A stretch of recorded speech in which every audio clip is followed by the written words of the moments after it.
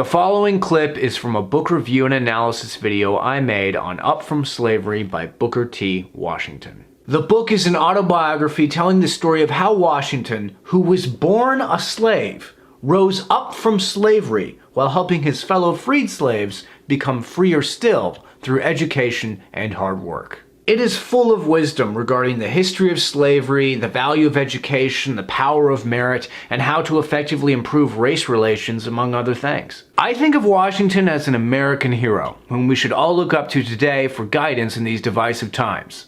The following is a testament to his brilliance that will give you something to think about for the rest of the day.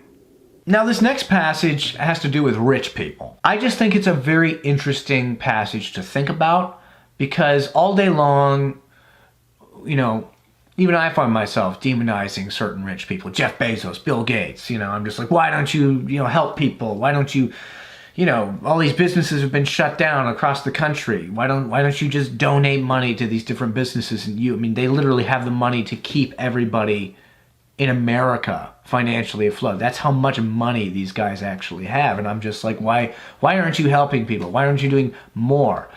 And what Booker T. Washington says here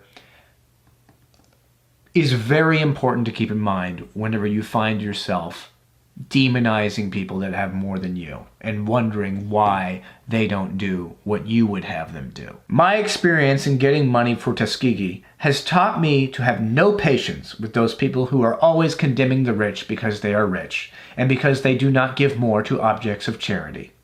In the first place, those who are guilty of such sweeping criticisms do not know how many people would be made poor and how much suffering would result if wealthy people were to part all at once with any large proportion of their wealth in a way to disorganize and cripple great business enterprises.